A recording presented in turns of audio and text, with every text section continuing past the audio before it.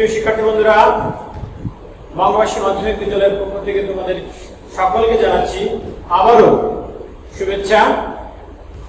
আজ আমি সপ্তম শ্রেণীর শিক্ষার্থীদের জন্য আরেকটি ক্লাস নিয়ে হাজির হয়েছি। বন্ধুরা, তো তোমরা আমার সাথে খাতা কলম নিয়ে রেডি হও এবং মন দিয়ে আমার এই ক্লাসটি উপভোগ করো। তো চলো আর কথা না বাড়িয়ে তোমরা মাল্টিমিডিয়া ক্লাসে ফিরে যাই। আর আমি আরেকটি কথা বলতে চাই, আমাদের বঙ্গবাসী মাধ্যমিক বিদ্যালয়ের শিক্ষার্থীরা বাদে বাংলাদেশের যে যে প্রান্ত থেকে আমার এই ক্লাসটি তোমরা উপভোগ করছো, তোমাদের সকলকে জানাচ্ছি আমাদের বিদ্যালয়ের পক্ষ থেকে আন্তরিক শুভেচ্ছা ও অভিনন্দন। তো বন্ধুরা সবাই তাহলে চলো মাল্টিমিডিয়া ক্লাসে ফিরে যাই। মাল্টিমিডিয়া ক্লাসে সকলকে জানাচ্ছি শুভেচ্ছা। প্রথমে আমার পরিচয় দেব। আমি অভিজিৎ কুমার মণ্ডল, সহকারী শিক্ষক বাংলা, বঙ্গবাসী মাধ্যমিক বিদ্যালয়, খালিশপুর, খুলনা। আজ আমি সপ্তম শ্রেণীর বাংলা বিষয় নিয়ে আলোচনা করব। তো পাঠের শুরুতেই তোমরা কিছু ছবি লক্ষ্য করছো। এই ছবি দেখে আমরা আজকে বলবো যে আমরা কোন অধ্যায় পড়তে চলেছি। তো শিক্ষার্থী বন্ধুরা, প্রথম ছবিতে দেখতে পাচ্ছি অনেক শিক্ষার্থীরা একসাথে বসে পড়ালেখা করছে। তার পাশে একটা ছবি দেখতে পাচ্ছি ক্লাসে শিক্ষক ছাত্রছাত্রীদের অর্থাৎ শিক্ষার্থীদের পড়াচ্ছেন সুন্দরভাবে, একটি সুন্দর পরিবেশ। দেখো সবাই পড়ছে, শিক্ষক সেটা কি করছে, মনিটরিং করছে। তো তারপর দেখো আরেকটি ছবি আমরা এই পাশে লক্ষ্য করছি, শিক্ষক ক্লাস নিচ্ছেন আর একজন ছাত্র বসে বসে সেই শিক্ষকের পাঠদানটা মন দিয়ে শ্রবণ করছে। তারপরের ছবিটিও ঠিক তাই, শিক্ষক যে কোনো একটি বিষয় স্টুডেন্টকে বুঝাচ্ছেন এবং স্টুডেন্টরা দাঁড়িয়ে সেটি সুন্দরভাবে অত্যন্ত ধৈর্য সহকারে, মনোযোগ সহকারে শিক্ষকের কথা শুনছেন। শিক্ষার্থী বন্ধুরা, এই ছবিগুলো দেখে কি আমরা বুঝতে পারি যে আজকে আমরা কোন অধ্যায় পড়তে চলেছি? হ্যাঁ, আমি জানি যে তোমরা এটা বুঝতে পেরেছো। আজকে আমরা পড়তে চলেছি কি, তোমরাই দেখো, আজ আমরা পড়তে চলেছি সবার আমি ছাত্র। তাহলে আজকের পাঠ কি? সবার আমি ছাত্র, যেটা লিখেছেন কে? সুনির্মল বসু। দেখো এই পাঠ শেষে শিক্ষার্থীরা অর্থাৎ তোমরা জানতে পারবে কি, দেখো কবি পরিচিতি বলতে পারবে, অর্থাৎ কবি সুনির্মল বসু সম্পর্কে তোমরা বলতে পারবে, তার সঠিক ধারণা তোমাদের ভেতরে জন্মাবে। কবিতাটি তোমরা শুদ্ধ উচ্চারণে আবৃত্তি করতে পারবে, নতুন শব্দগুলোর অর্থ সহ বাক্য গঠন করতে পারবে এবং পৃথিবী যে এক বিশাল শিক্ষালয় অর্থাৎ শিক্ষা প্রতিষ্ঠান, সেখান থেকে কিভাবে নিজেকে একজন সৎ, বিনয়ী এবং আদর্শ মানুষ হিসেবে সবার কাছে উপস্থাপন করা যায়, এই কবিতাটির মাধ্যমে আশা করি তোমরা বুঝতে পারবে। তো শিক্ষার্থী বন্ধুরা, তোমাদের বইয়ে এই কবিতাটি অন্তর্ভুক্ত করার একটি কারণ যে তোমরা সৎ, বিনয়ী, নম্র, ভদ্র এবং আদর্শ মানুষ হিসেবে সমাজকে বদলে দেবে। এই জন্যই কিন্তু এই কবিতাটি তোমাদের বইয়ে অন্তর্ভুক্ত করা আছে। তো শিক্ষার্থী বন্ধুরা, চলো আমরা প্রথমেই এই কবির অর্থাৎ এই সুনির্মল বসু সম্পর্কে আমরা জানবো, তার জন্ম জানবো, তার মৃত্যু জানবো। তো দেখো, সুনির্মল বসু জন্মগ্রহণ করেছে কোথায়? 1902 সালে পশ্চিমবঙ্গের বিহারে তিনি জন্মগ্রহণ করেছেন। তার পৈতৃক নিবাস ছিল কোথায়? তার পৈতৃক নিবাস ছিল বৃহত্তর ঢাকা জেলার বিক্রমপুরের মালখানা নগর গ্রামে। তারপর দেখো, তার পিতামহ ও মাতামহ ছিল সাহিত্যিক এবং সাংবাদিক গিরিশচন্দ্র বসু এবং মনোরঞ্জন গুহ ঠাকুরতা। তিনি 1920 সালে ম্যাট্রিক পাশ করেছিলেন। কত সালে? 1920 সালে ম্যাট্রিক পাশ করেছিলেন। অর্থাৎ তোমরা এখন যেটা জানো এসএসসি পাস, সেটা তখন ছিল ম্যাট্রিক পাস। তারপর দেখো, তার সাহিত্যকর্ম ছিল কি? শিশু কিশোরদের জন্য তার উল্লেখযোগ্য গ্রন্থ ছিল ছানাবড়া,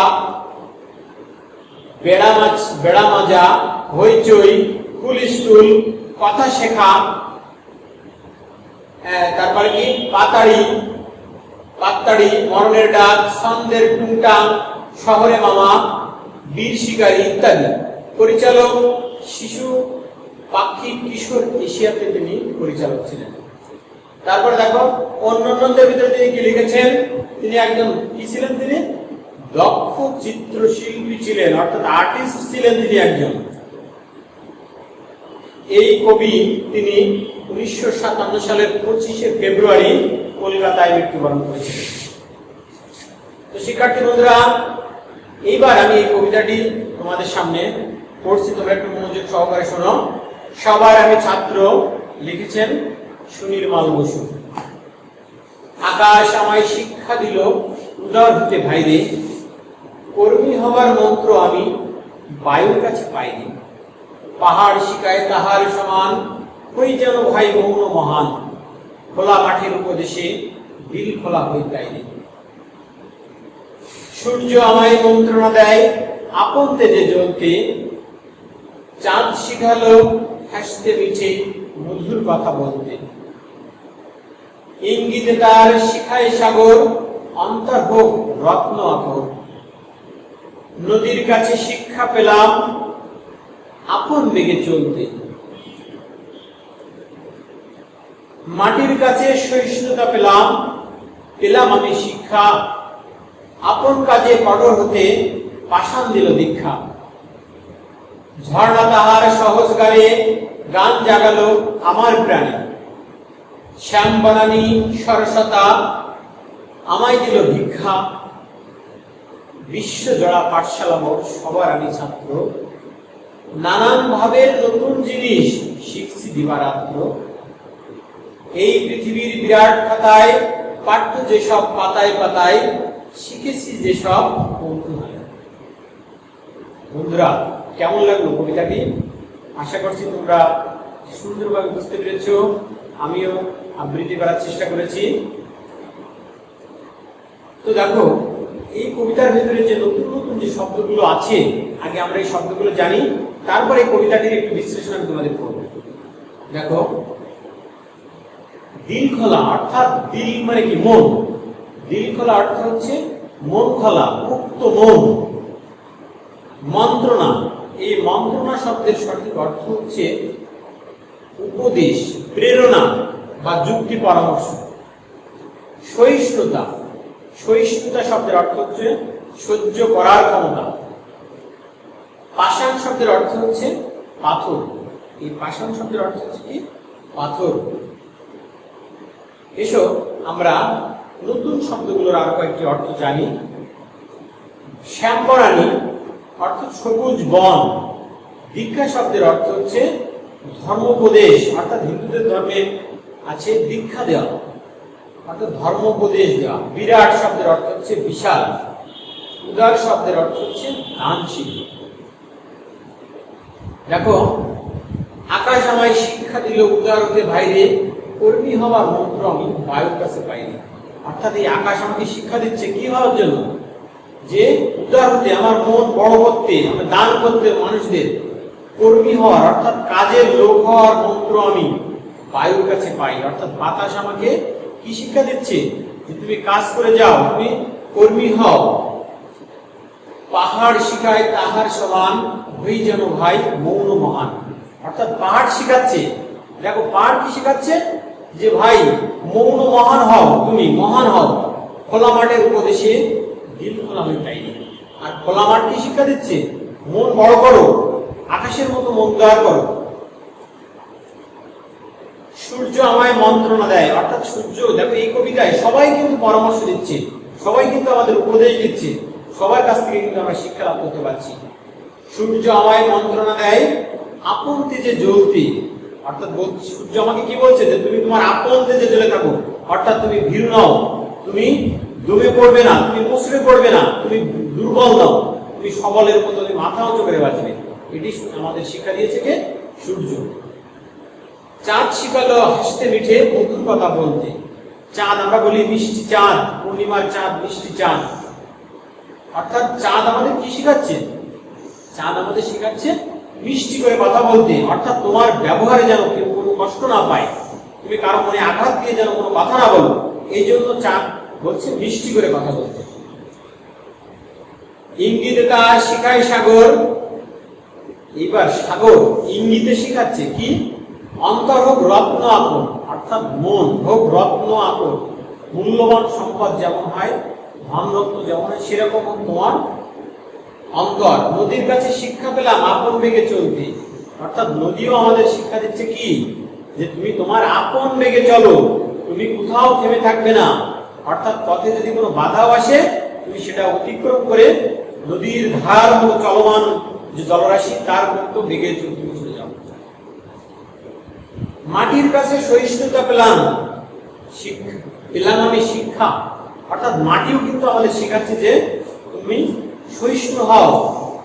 আপন কাজে কঠোর হতে পাষাণ দিল দীক্ষা, অর্থাৎ পাথর কি দীক্ষা দিচ্ছে, যে নিজের কাজে পাষাণ দিল দীক্ষা, কঠোর হওয়ার জন্য আমাদের দীক্ষা দিয়েছে, অর্থাৎ মন্ত্রণা দিয়েছে।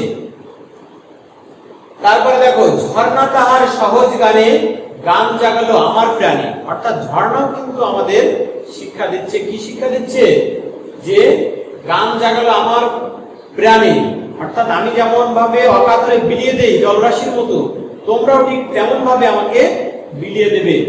শ্যামবারানী সরসতা আমায় দিল ভিক্ষা, অর্থাৎ সবুজ যে বন বনানী, তারা আমায় শিক্ষা দিচ্ছে যে আমি যেমন অকপটে দান করে যাই, তোমরাও ঠিক তেমনি ভাবে মানুষকে দান করে যাবে। বিশ্বজোড়া পাঠশালা মোর সবার আমি ছাত্র, নানান ভাবে নতুন কিছু শিখছি দিবার, অর্থাৎ এই যে বিশ্ব ব্রহ্মাণ্ড, এই বিশ্ব ব্রহ্মাণ্ডের মাঝে সবাই দেখো সবাইকে শিক্ষা দিচ্ছে। আকাশ শিক্ষা দিল, সাগর শিক্ষা দিল, মাটি শিক্ষা দিল, চাঁদ শিক্ষা দিল, সূর্য শিক্ষা দিল, অর্থাৎ সবার কাছ থেকে কিন্তু আমরা শিক্ষা পাচ্ছি। এবং আমাদের আশেপাশের মানুষ যারা আছে তাদের কাছ থেকে আমরা প্রতিনিয়ত শিক্ষা পাচ্ছি।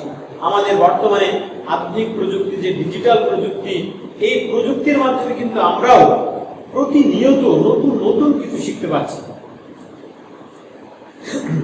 এই পৃথিবীর বিরাট খাতায় পাঠ্য যেসব পাতায় পাতায়, শিখছি সেসব কৌতূহলে সন্দেহ নাই মাত্র, অর্থাৎ এই পৃথিবীর বিরাট খাতায় আমরা প্রতিনিয়ত যে শিখছি তার কিন্তু কোনো সন্দেহ নাই।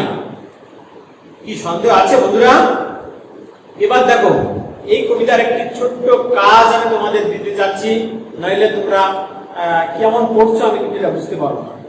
প্রকৃতি কিভাবে মানুষকে শিক্ষা দিয়ে সৎ এবং আদর্শ মানুষ হিসেবে গড়ে তুলতে পারে, এটা তোমরা ব্যাখ্যা করে আনবে। তো বন্ধুরা, এবার দেখো আমি তোমাদের মূল্যায়ন করব। মূল্যায়নে দেখো, আপন তেজে চলার মন্ত্রণা দেয় কি, বলো তো তোমরা? আমি আশা করছি তোমরা সবাই পারবে, কিন্তু এটা কি? সূর্য আমাদের আপন তেজে চলার মন্ত্রণা দিয়েছে। তারপরে দেখো, কর্মপ্রেরণার বড় উৎস কি? কর্মপ্রেরণার অর্থাৎ কি, কর্মপ্রেরণার জুগিয়েছিল কে? বায়ু। নিরন্তর বায়ু প্রবাহ জুগিয়েছে আমাদের কর্মপ্রেরণার উৎস। মৌন মহানদী শিক্ষা দেয় কে? মৌন মহানদী শিক্ষা দিয়েছে হলো পাহাড়। পাথরের কাছ থেকে আমরা কি শিক্ষা পাই? পাথরের কাছ থেকে আমরা শিক্ষা পাই দৃঢ় থাকার। কবি হাসতে শেখেন কার কাছ থেকে বলতো? কবি হাসতে শেখেন হচ্ছে চাঁদের কাছ থেকে। শুধু কবি কেন, আমরা সবাই কিন্তু চাঁদের কাছ থেকে হাসতে শিখি।